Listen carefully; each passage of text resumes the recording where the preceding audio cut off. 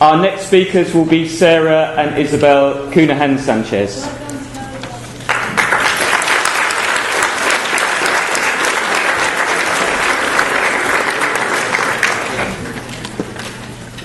Hello everyone. Firstly, big thank you to SWAN for asking Sarah and I here this weekend.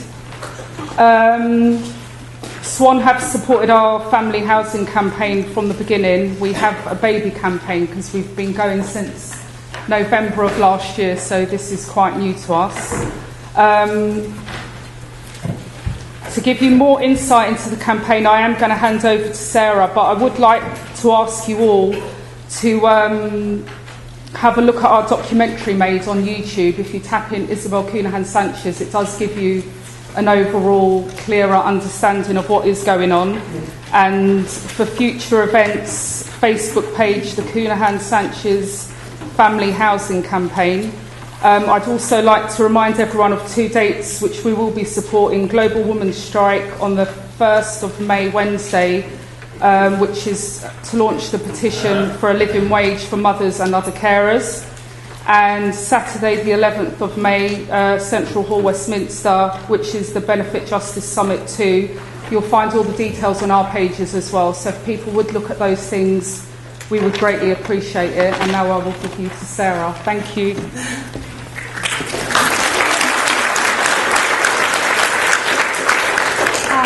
I'm Sarah Counihan-Sanchez, and our campaign, as my mum said, is the Counihan-Sanchez Family Housing Campaign.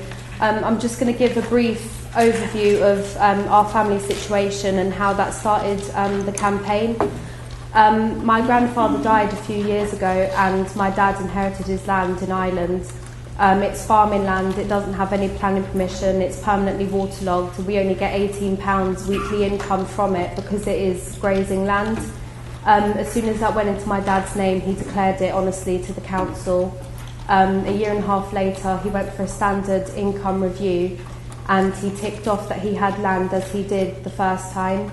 And Housing Benefit said to him, "We have no record of you declaring that you have land." So they lost the letter.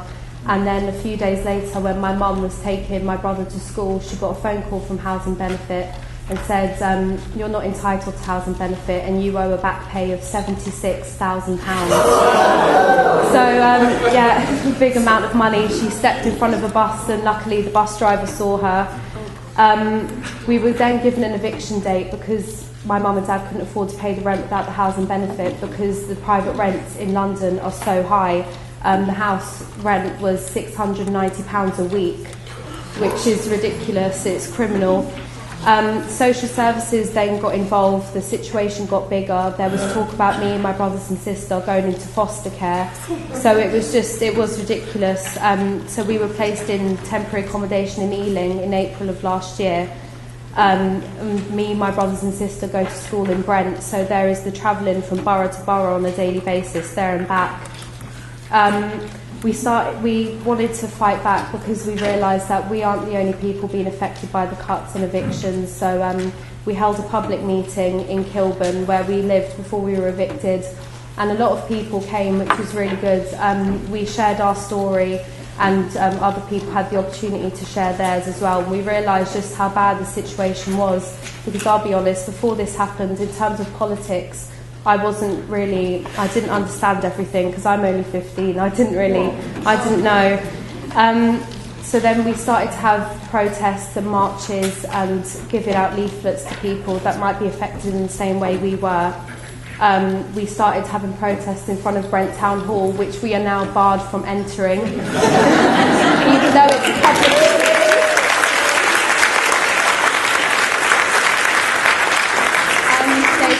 They've hired bouncers there now, so they're using everyone's money to do that as well. It's a public building, but obviously we're not welcome anymore. We're fighting for the working class, the poor, the vulnerable, the people that shouldn't be paying for the crisis that we didn't create. We really believe that we need a living wage. We need to be capping the rents, not the benefits, because the rents are criminal.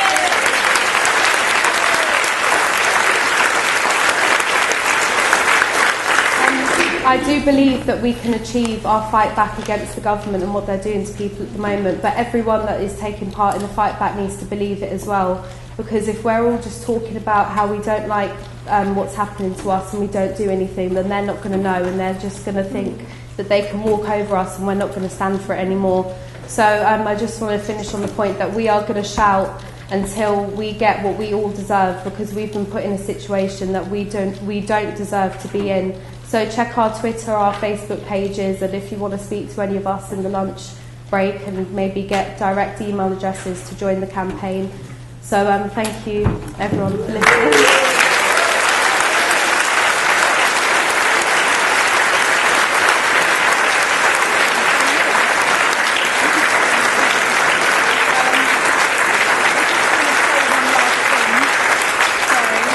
Sarah doesn't know I'm going to do this, but this is why I'm her mother, to embarrass her. I'm immensely proud of all my children, what they've overcome in the last year, but I would like to thank Sarah. She is my shadow. I need her with me, but she is happy to do what she does.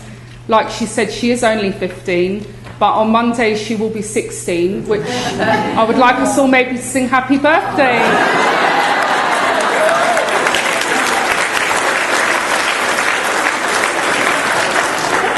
Is that okay?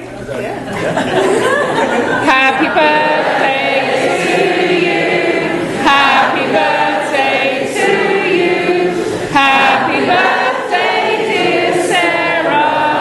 Happy birthday to you.